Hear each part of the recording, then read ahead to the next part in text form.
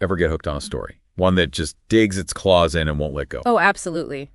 Gets you thinking, keeps you up at night. Those are the best kind, in a way. Right. And this one, well, this one's got it all. A peaceful town, a brutal crime, and more twists and turns than a mountain road.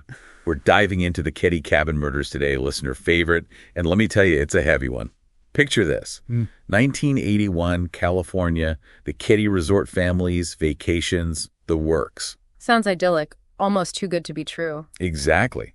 Because beneath the surface, a storm's brewing. On April 11th, everything changed. Cabin 28 became a nightmare. Sue Sharp, her son John, and his friend Dana Wingate were found murdered. And I don't just mean murdered, the brutality was unimaginable. That's the part that gets me, the sheer violence of it all. It wasn't just someone looking to silence them. This was personal. Absolutely. Bound, multiple weapons used. It's like something out of a horror movie. But here's where things get really strange. 3 kids in the cabin that night, completely unharmed. That detail right there is what makes Keddie so damn fascinating. It throws a wrench in every theory, every assumption you might have about the case. Totally. Was it intentional? Did whoever do this have a reason to spare the children? Or was it just chance? And what did those kids see? I mean, even if they were too young to fully understand, those memories, they must hold some piece of the puzzle. Absolutely. But even without that, the police weren't starting from scratch. There was a suspect early on, Martin Smart, a local with a violent past. And get this, he actually knew the Sharps. No way. Talk about a small town turning into a nightmare. Right, and it gets worse. His own wife claimed he confessed to her, said he'd done it. Wait, so they had a confession. Why wasn't that enough to put him away? Hearsay. A wife's testimony against her husband without other evidence, it wasn't enough back then. And tragically, we can't exactly ask Smart now. He passed away in '88. Ugh, that's just frustrating. Like, did he do it or not? We might never know for sure. And that's the thing about Keddie, the dead ends. But Smart wasn't the only name that came up. Boo Bade, also with a record, was confirmed to be in Keddie during the murders. So 2 potential suspects, both with a history of violence. You start to wonder, could there have been more than one person involved? It's not impossible, especially given what we know about the crime scene. The level of rage, the multiple victims, it has led some experts to believe that this wasn't a one-man job. And then there were rumors, right, about Keddie itself. Drug activity, maybe even something darker going on in that small town. Oh, absolutely. Keddie was isolated, remote, the kind of place where secrets could thrive. And those whispers, they add a whole other layer of intrigue to the story. Was this a crime that spiraled out of control, fueled by something more sinister happening in the shadows?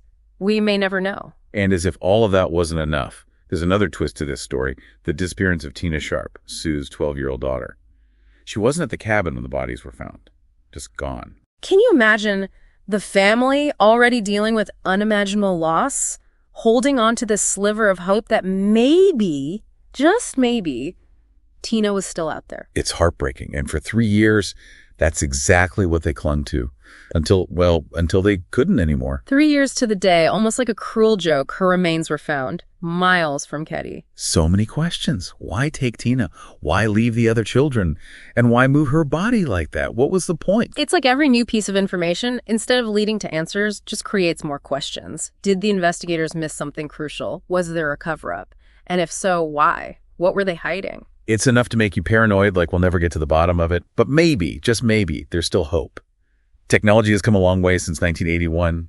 DNA analysis, new forensic techniques, they've cracked open cold cases before. It's true. Cases that seemed impossible to solve had been revisited with new technology, new insights. Maybe Keddie is due for a fresh look. We can only hope. Until then, we're left with the echoes of that horrific night, the unanswered questions, and the chilling reminder that some mysteries may never truly be solved. And perhaps that's why Keddie continues to fascinate us. It's a stark reminder of the darkness that can touch even the most seemingly peaceful corners of the world. It's a story that forces us to confront the unknown and grapple with the fact that sometimes there are no easy answers. Sometimes the truth remains elusive. But even then, I think it's important to keep asking the questions, to keep searching for answers, however long it takes, because those victims, those families, they deserve justice. Absolutely. They deserve to have their story told. And we, those of us who are still here, we owe it to them to never forget, to keep digging, keep hoping that someday the truth will come to light. And who knows? Maybe, just maybe, someone listening right now holds the missing piece of the puzzle.